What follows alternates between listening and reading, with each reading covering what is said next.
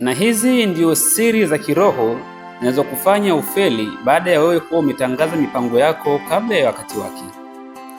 Watu wengi wanaotangaza mipango yao kabla ya wakati wake kufika, huwa kuna mambo mengi sana ambayo yanatokea katika ulimwengu wa roho, na haya mambo mara nyingi hutangiwa na mikono ya wanadamu, ama pia mambo haya hutokea automatically kulingana na kuvunja sheria na misingi ya kanuni ya dunia hii.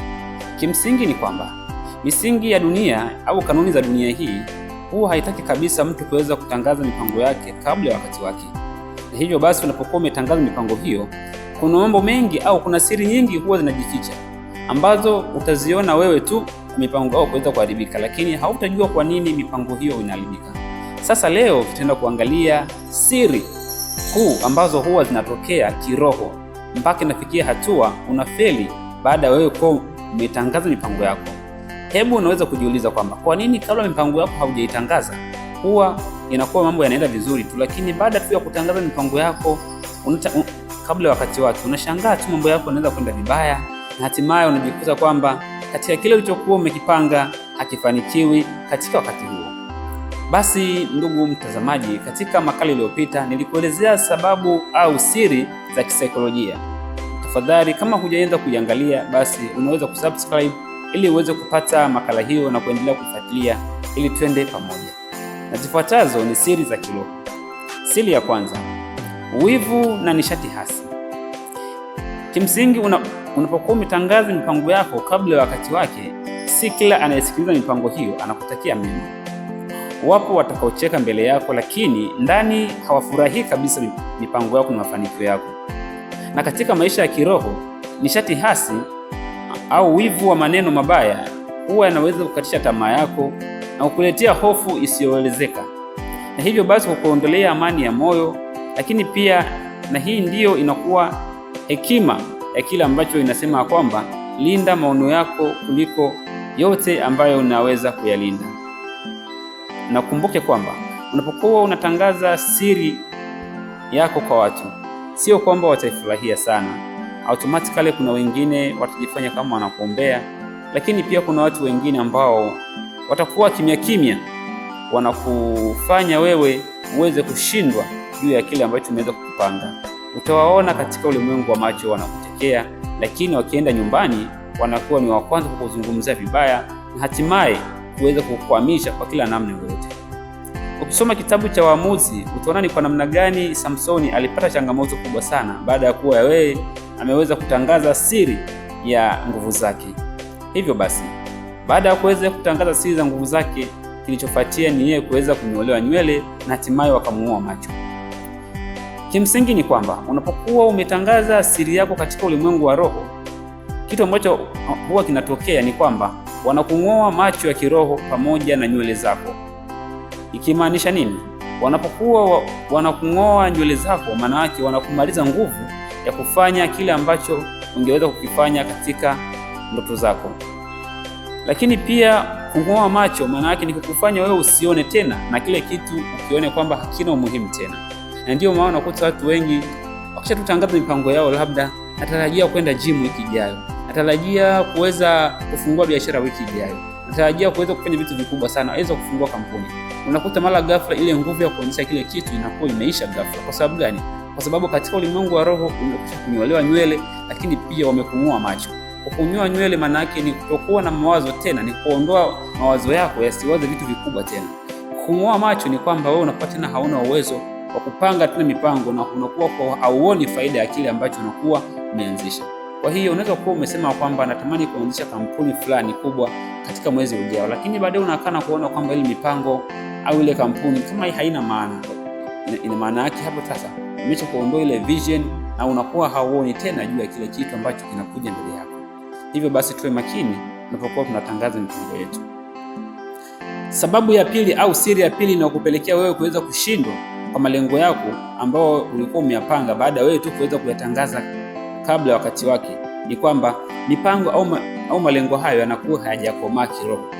Rafiki yangu, siku zote kuna ndoto ambazo zinahitaji kwanza kuombewa, kufanywa tafakari, kupikwa kimya kimya, ili ukiweza kuzitoa mapema zinakuwa kama tunda bichi lililong'olewa kabla ya wakati wake.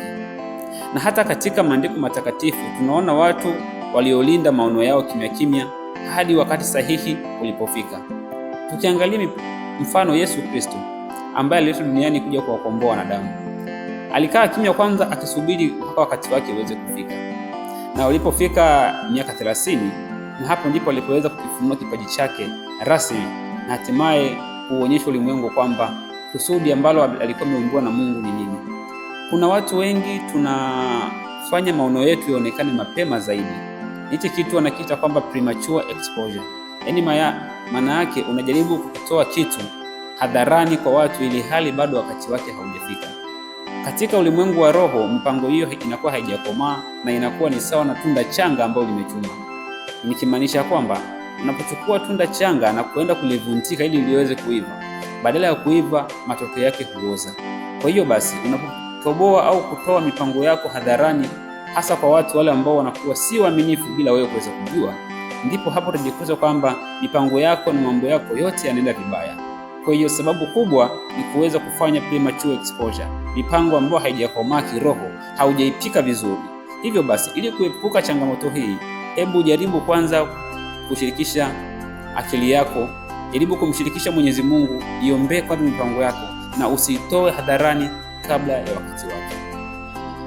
Siri ya tatu au sababu ya tatu inayokufanya wewe kuweza kushindwa mipango yake baada ya wewe kuweza kuitangaza kwa watu kabla ya wakati wake ni kwamba ni maneno yenye nguvu katika ulimwengu wa roho.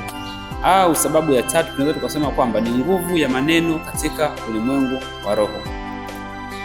Siku zote maneno huwa yana nguvu sana katika ulimwengu wa roho, kwa maana maneno sio sauti tu, bali maneno huwa ni mbegu. Hivyo basi ukisema kwamba nitafanya, mara kwa mara unaposema kwamba nitafanya, nitaanza, sivyo nitafikiria, nitafanya mipango fulani, halafu haufanyi mipango hiyo, hakuna vitendo ndivyo unavifanya na maneno hayo yanabakia kuwa tu juu, maana yake hapo unaanza kupoteza uzito wa maneno hayo na ile mbegu inaanza kufifia na hatimaye inafika hatua inaisha kabisa. Na ndio maana unashauriwa ya kwamba unapokuwa umeanza kukifanya kitu au umekiongea, usikae muda mrefu kitu hicho hujakitenda, kwa sababu ukishaongea kitu kwamba nataka kuanzisha biashara fulani, hatimaye uko unajisemea mara kwa mara lakini haufanyi, umekaa tu muda mrefu haufanyi kitu hicho, inachotokea ni kwamba ile mipango inaona kwamba haipo katika uhalisia. Na kuna nguvu ambayo inatokea katika ulimwengu wa roho, nguvu ambayo inaitwa nguvu ya kutokuwajibika. Hivyo basi nguvu hiyo inakuwa ni nguvu ambayo inakuja kulingana na mtazamo wa maneno yako, lakini kwa matendo inakuwa haipo kabisa katika uhalisia. Hivyo utakuwa unaendelea kusema kwamba na kuendelea kuambia watu kwamba jamani, natarajia kufungua duka mwezi ujao, hatimaye unasema mwezi ujao, mwezi unazaa mwezi na hata mwaka unaisha, kwa sababu unakuwa umeitangaza mipango. Cha kwanza kabisa, mipango hiyo inakuwa haipo katika muda sahihi ambao ilitakiwa kupangwa, lakini pia mipango hiyo inakuwa imezoeleka kusema kwa kinywa pasipo kutendewa kazi. Na hivyo basi unashauriwa kwamba usitangaze mipango yako kabla haujaifanyia kazi. Ifanyie kwanza kazi, matokeo yaonekane, matokeo chanya, ndipo uanze kuwaeleza watu juu ya kile ulichokuwa unatazamia kufanya. Rafiki mpendwa, chukua maamuzi sahihi zaidi ya kwamba usitangaze mipango yako kabla ya wakati wake uweze kufika. Jua ya kwamba katika ulimwengu wa roho kuna maneno ambayo huwa ukiyataja yanakuwa na msingi na nguvu inatokea katika hali ya kimwili. Hivyo basi kuwa makini na mipango ambayo unaitangaza, lakini pia usitoe siri zako hovyo, kwa sababu ukitoa siri hovyo adui atainasa, na kisha inasa hautaweza kufanikiwa. Tumuige Bwana wetu Yesu Kristo katika maandiko matakatifu ambaye alikaa kimya mpaka pale ilipofika hatua ya kwamba anaweza kuifanya kazi yake kwa wakati sahihi, na ndipo dunia ikaanza kujua na kuona umuhimu wa Yesu Kristo.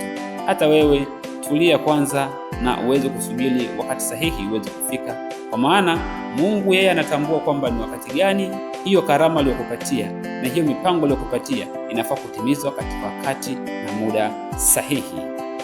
Hebu uweza kukomenti tena kwamba katika mipango hiyo ya kiroho unahisi kwamba ni sababu ipi ambayo wewe imekupelekea kuweza kuanguka? Na je, una mpango gani wa kuweza kuhakikisha kwamba unainuka tena ili kuweza kusonga mbele? Lakini yote kwa yote usikate tamaa, kwa maana Mungu ataendelea kupambania au kupigania. Langu jina ni Alphonse Ndibita, na hii hapa ni Alphonsine Motivation TV. Endelea kusubscribe, lakini pia share kwa wenzako, na Mwenyezi Mungu atakubariki. Mpaka wakati mwingine, tukutane kwenye makala nyingine ijayo.